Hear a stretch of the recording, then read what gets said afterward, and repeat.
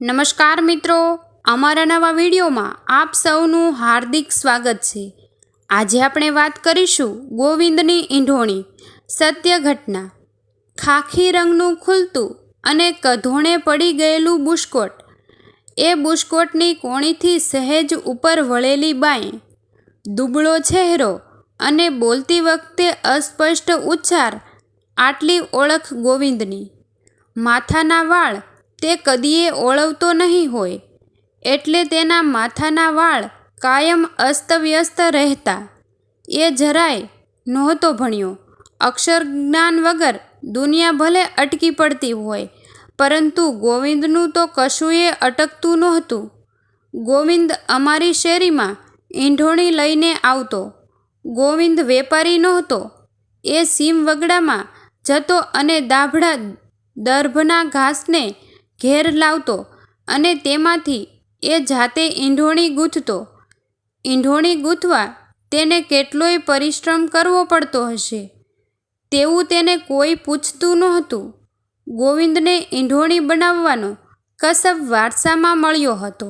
એ વખતનું ગ્રામીણ જીવન ઈંઢોણી વગર થંભી જાય તેવો વખત હતો।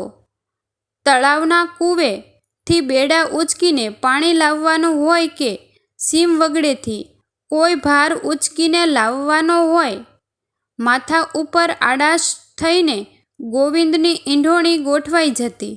ગોવિંદે ક્યારેય ઈંઢોણી સારું ભાવતાલની માથાકૂટ કરતો કોઈએ જોયો નહોતો। એક દોરીમાં પરોવાયેલી ઈંઢોણીઓ લઈને ગોવિંદ સમયસર હાજર થઈ જતો। કોઈ પૈસા આપે તો લઈ લેતો અને કોઈ વાટકો બે વાટકો દાણા આપે તોય આનાકાની કર્યા વગર ઈંઢોણી આપી દેતો। દાણા ભરવા એ થેલી ક્યારેય ન લાવતો। માથા ઉપરથી ફાળિયું ઉતારી એ ફાળિયાના એક ખૂણે દાણા નાખી અને ગાંઠ વાળી દેતો। કોઈ લુગડા લતા આપે તોય ગોવિંદ રાજી થઈને લઈ લેતો। કોઈ લુગડું આપે તો પોતાના કપાળે અડાડી અને એ બે હાથ જોડીને આશીર્વાદ આપતો। ગોવિંદને માત્ર ઈંઢોણી ગૂંથતા જ નહીં, પરંતુ ખાટલો ભરતા પણ આવડતું। એ ખાટલો પણ સરસ ભરતો। ગામમાં ઘણા લોકોને ખાટલો ભરતા આવડતું હતું, પરંતુ એ સહુને મદદનીશની જરૂર પડતી।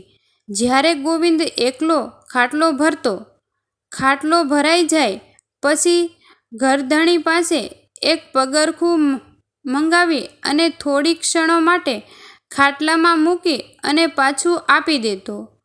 આવું એ કેમ કરતો કોઈ પૂછે ત્યારે એ નિખાલસતાથી કહેતો કે ગેઠિયા વખતથી હાલ્યું આવે છે।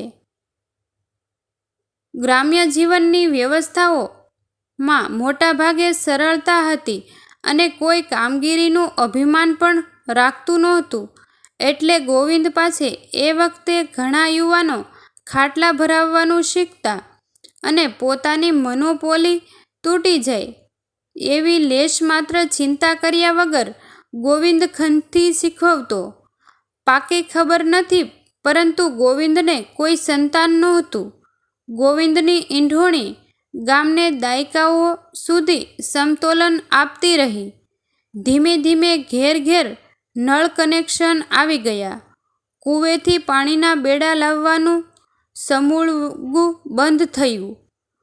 હવે એટલી બધી ઈંઢોણીનો ખપ નહોતો પડતો ને તાલુકા મથકની બજારમાં પણ હવે ઈંઢોણી વેચાતી સરળતાથી મળતી હતી ને ખાટલા પણ લઘુમતીમાં આવતા જતા હતા।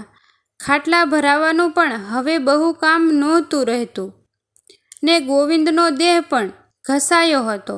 હવે તો એ હાંફી જતો હતો સારા એવા પ્રમાણમાં। એ હાંફી જતો ત્યારે કાન ઉપર ભરાવેલી એક બીડી પી લેતો। ગોવિંદ કહેતો, બીડી પીવાથી સારું વર્તાય છે અને હાંફ હેઠો બેસી જાય છે। વખત અને વ્યવસ્થાઓમાં બદલાવ એ બદલાતા જમાનાની ભેટ છે। ગોવિંદ ખાટલાવશ થયો। બહુ દિવસ ગોવિંદ ગામમાં ન દેખાયો। કોઈએ કહ્યું, ગોવિંદ નથી દેખાયો। હમણાંથી ગામમાં. ને બીજાએ કહ્યું, ગોવિંદ ગયો 15 દિવસ પહેલાં. ગોવિંદ નહોતો સેલ્સમેન કે નહોતો કોઈ પ્રોડક્ટનો મેન્યુફેક્ચરર. એ અમારા ગામનું એક એવું પાત્ર હતું જેની ઈંઢોણી એ બેડાને દાયકાઓ સુધી સમતોલન આપ્યું.